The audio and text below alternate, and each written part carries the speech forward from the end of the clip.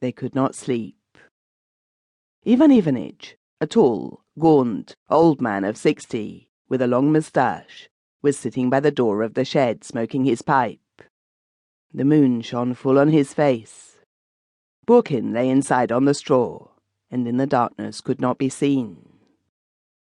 They touched on various topics. Among other things, they talked about the elder's wife, Mavra.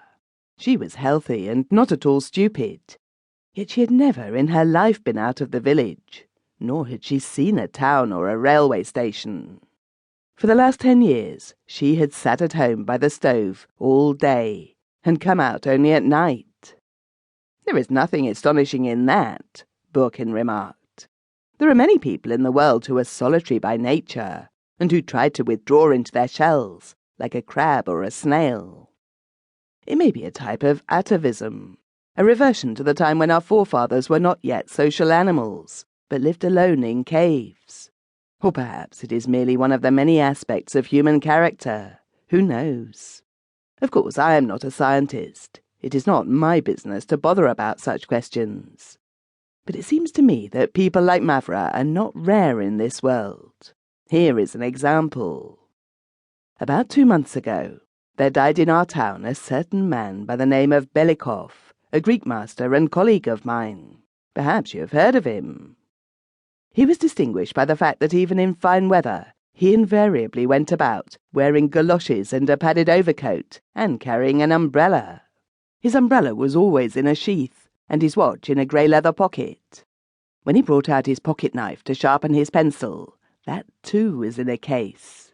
Even his face seemed to be in a case, as it was always hidden inside his high collar. He wore dark spectacles, a comforter, and cotton wool in his ears. When he took a cab, he always asked the driver to put up the hood.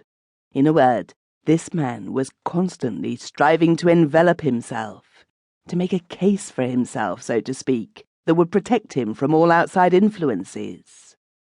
Reality irritated and frightened him, and held him in a perpetual state of anxiety. It may be that in order to justify his timidity, his dislike for reality, he always praised the past and things that had never existed. The dead languages that he spoke were at bottom no more than the galoshes in which he hid himself from the realities of life. "How beautiful and musical the Greek tongue is," he would say, with a sentimental expression, and as though to give proof to his words, he half closed his eyes and raised one finger when he pronounced the word anthropos. His thoughts, too, Belikov tried to enclose in a case. The only thing he could clearly understand was circulars prohibiting something or other, and articles of the same nature.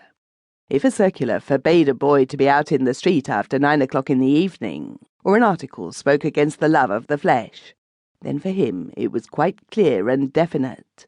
Something was forbidden, and there was an end to it. To him there was always a doubtful element about positive decision and permission, something unutterably lazy. If a theatrical society was formed in the town, if a reading were arranged or a tea party made up, he would always shake his head and say quietly, "This is all very fine, but I am afraid something or other may happen." Any transgression or departure from the ordinary rules of convention made him feel wretched, though one might have wondered what it could possibly matter to him.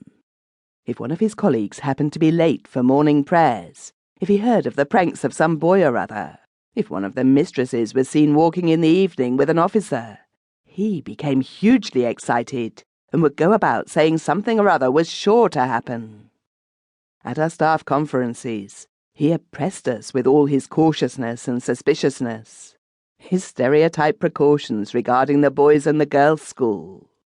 He would complain that the boys behaved badly and were noisy in class, that it might get to the ears of the principal, and that something or other would happen.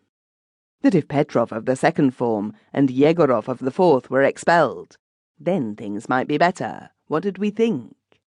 With his sighs and lamentations, his smoked glasses on his tiny pale face, a face as small as that of a polecat, he oppressed us all.